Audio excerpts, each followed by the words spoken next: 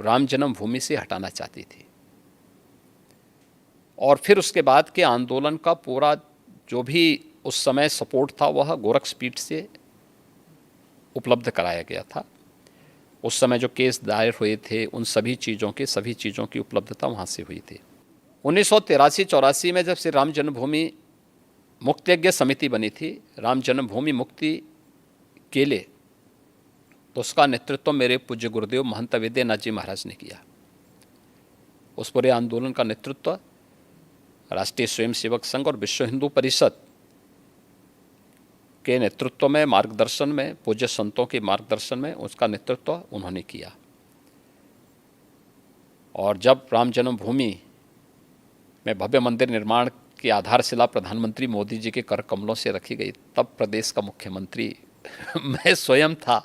तो मेरे लिए तो ये बहुत ही गौरवपूर्ण क्षण था और स्वाभाविक रूप से एक आत्मिक संतुष्टि का भी माध्यम बना कि एक तरफ करोड़ों लोगों के जीवन में परिवर्तन लाने के लिए शासन की योजनाओं को उन तक पहुंचाने का आनंद भी मिलता है और दूसरी तरफ विरासत का सम्मान भी हम इस रूप में कर पा रहे हैं। ज्ञानवापी काशी विश्वनाथ मंदिर, आप पहले चीफ मिनिस्टर हैं जब जो अपने कार्यकाल में 100 बार आपने दर्शन किए हैं काशी विश्वनाथ मंदिर।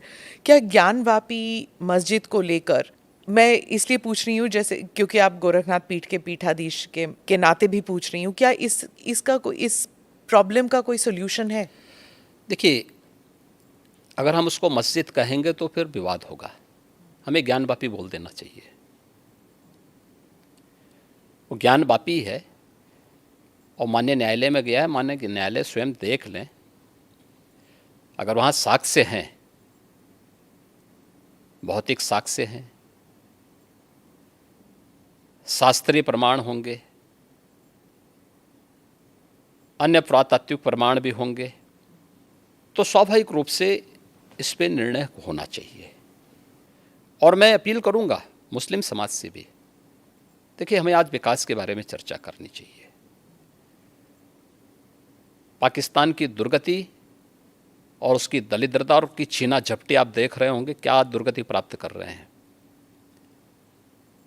दोषों को कांटा बोलने वाला व्यक्ति कभी उसके ऊपर पुष्प की वर्षा नहीं होती है, उन कांटों से ही उसको उसके शरीर भी छलनी छलनी होते हैं। आज जो पाकिस्तान में हो रहा है उसके कर्मों का फल है ये। आज जो भूखमरी का शिकार पाकिस्तान बना हुआ है, यह अपने कर्मों का फल भोग रहा है। इसलिए पुरानी गलतियों की पुनरावृत्ति न होने दें, बहुत शांतिपूर्ण तरीके से उपलब्ध साक्ष्य जो इस बात को प्रमाणित करते हैं। मुझे लगता है कि भगवान ने जिसको दृष्टि दी है वो देखे ना, त्रिशूल मस्जिद के अंदर क्या कर रहा है, हमने तो नहीं रखे ना, वहाँ तो सुरक्षा है, सेंट्रल फोर्सेज है, उनके मुतवल्ली हैं, ताला चाबी उनके पास रहती है, त्रिशूल कैसे वहाँ बने हुए हैं। ज्योतिर्लिंग हैं, देव प्रतिमाएं हैं, पूरी दीवारें चिल्ला चिल्ला के क्या कह रही हैं। और उसके बाद भी हम जानबूझ करके, देखिए एक होता है कि जन्म से दिखाई नहीं देता है, हम मान सकते हैं कि दिव्यांग है, जन्मांध है, दृष्टिबाधित है, एक जानबूझ करके ढोंग करे। जो दृष्टिबाधित है उसको दिशा दिखाई जा सकती है, लेकिन जो ढोंग कर रहा है उसको कोई दिखा नहीं सकता है। आप ढोंगी किसे कह रहे हैं? मैं इसीलिए कह रहा हूँ ना, जो उन प्रमाणों को नकार रहा है, उन प्रमाणों के बाद भी ये कहता है कि नहीं साहब, तो जबरदस्ती वाली बात करते हैं। देखिए, आप इतिहास में तोड़ मरोड़ कर सकते हैं, लेकिन उन ऐतिहासिक साक्ष्यों के साथ नहीं जो वहाँ की दीवारें चिल्ला चिल्ला के कहती हैं, और उन ऐतिहासिक साक्ष्यों को भी देखने की आवश्यकता है। और मुझे लगता है कि ये प्रस्ताव मुस्लिम समाज की तरफ से आना चाहिए कि साहब ऐतिहासिक गलती हुई है और उस गलती के लिए हम चाहते हैं समाधान हो। आपने मुस्लिम समुदाय के साथ कोई ऑफ देखिए, हमने अपनी तरफ से कोई पहल नहीं की है। वे पहल करना चाहेंगे तो ज़रूर विचार करेंगे। जी, आपने पाकिस्तान का जिक्र किया योगी जी। एक और बात चर्चा में आई है, वो सीमा हैदर का जो केस है। उन्होंने अपील भी किया है, योगी जी और मोदी जी, आप दोनों मुझे वापस मत भेजिए, मैं पाकिस्तान वापस नहीं जाना चाहती। पबजी के माध्यम से ये रिवर्स लव जिहाद कहा जा रहा है, कुछ लोग इसे वो टर्म दे रहे हैं। देखिए, ये सुरक्षा एजेंसियां उसको देख रही हैं और जो भी रिपोर्ट आएगी उसके अनुसार बाद में उसमें विचार करेंगे। एक भारत से भी एक लड़की जो है वो पाकिस्तान चली गई और उसने भी अपना देख धर्म रहे हैं, सुरक्षा परिवर्तन किया। एजेंसियां उसको देख रही हैं। 2 देशों से जुड़ा हुआ मामला है और संबंधित एजेंसियां इसमें काम कर रही होंगी। सर, एक मैं सवाल पूछूंगी कि साउथ एशिया में भारत का रोल आप क्या विजन करते हैं कि क्या होना चाहिए?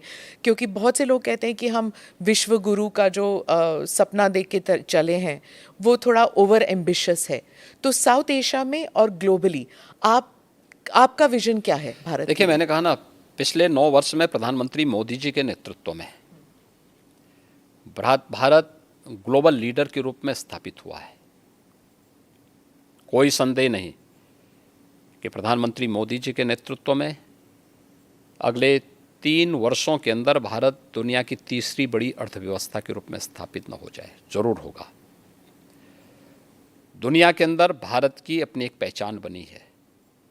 भारत के बारे में लोगों के दृष्टिकोण में बदलाव आया है और जो भारत के बारे में कहा जाता था, आज प्रधानमंत्री मोदी जी के नेतृत्व में वह साकार हो रहा है। सर, अंत में एक सवाल ज़रूर पूछूंगी, क्योंकि ये महाराष्ट्र सदन में हुआ था कि एक विधायक ने कहा था कि जो नारा चल रहा है कि भारत में रहना होगा तो वंदे मातरम कहना होगा, और उनके मज़हब में ये उन्हें परमिशन नहीं देता कि आप खुदा के अलावा किसी और के बारे में आप सिर झुकाएं, किसी और के सामने। देखिए, देश संविधान से चलेगा, मत और मजहब से नहीं।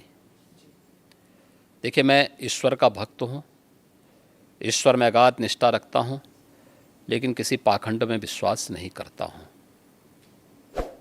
आपने देखा होगा, जब मुझे हमारी नौकरशाही ने कहा कि नोएडा लोग नहीं जाते, चीफ मिनिस्टर को नहीं जाना चाहिए, मैं उसको उल्लंघन करके नोएडा गया, कई बार गया, आधा दर्जन बार जा चुका हूँ। दूसरी बार मुझे कहा गया कि रात्रि में सीएम को बिजनौर में निवास नहीं करना चाहिए, तो मैं जानबूझ करके वहाँ रुका और मैंने पूछा, मैंने कहा, अभी क्यों नहीं निवास करना चाहिए? तो उन्होंने कहा, साहब दोबारा सीएम नहीं बन सकता है। तो मैंने कहा, मैं दोबारा भी सीएम बनूंगा, चिंता मत करो। दूसरा सवाल ये नहीं है, सवाल ये है कि मैं प्रदेश का सीएम हूँ। आप ये बोलिए ना कि साहब वहाँ रहने की व्यवस्था नहीं है, तो जो भी गेस्ट हाउस होगा उसी में रहेंगे ना, आखिर कोई तो रहता होगा। एक कमरा चाहिए मुझे, तो सोने के लिए एक तख्ता चाहिए, ओढ़ने के लिए एक कंबल चाहिए, तो कुछ चाहिए थोड़ा है। तो इसमें जो है, क्यों आप इस प्रकार की बातें करते हैं? मैं गया था, रुका था वहाँ पे। ऐसे ही आगरा के सर्किट हाउस के बारे में कहा जाता था, यानी मुझसे पहले पता नहीं कोई सीएम रुका कि नहीं रुका, लेकिन कि वहाँ सर्किट हाउस में जो सीएम रुकता है वो अपशकुन हो जाता है। तो मैंने कहा भी क्या अपशकुन होता है? उन्होंने कहा, साहब जो है उसकी कुर्सी चली जाती है। तो मैंने कहा, जो कुर्सी कल जानी वो आज चली जाए, लेकिन मैं रात्रि को रुकूंगा यहीं। फिर किसी ने कहा, साहब यहाँ पे प्रेत आत्माएं आता ही हैं। तो मैंने कहा, कम से कम उनसे वार्ता करने का अवसर मिलेगा ना रात्रि में। तुम सब सो जाओगे तो कम से कम किसी से बातचीत तो करूँगा रात्रि में कि भाई कौन है, क्या है। तो पाखंड में हमारा कतई विश्वास नहीं है, एक।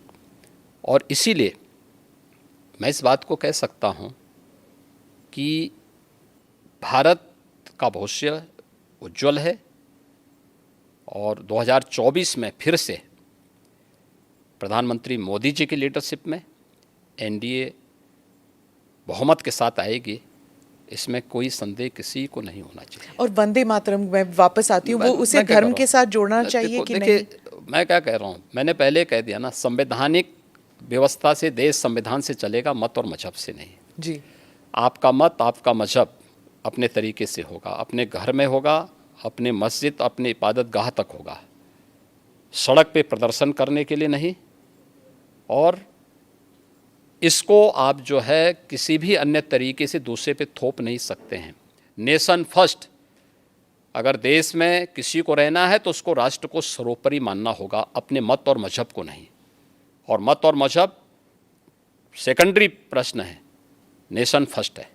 धन्यवाद योगी जी, आप ANI के साथ बात करने के लिए बहुत धन्यवाद। Thank you for watching or listening to this episode of ANI podcast with Smita Prakash.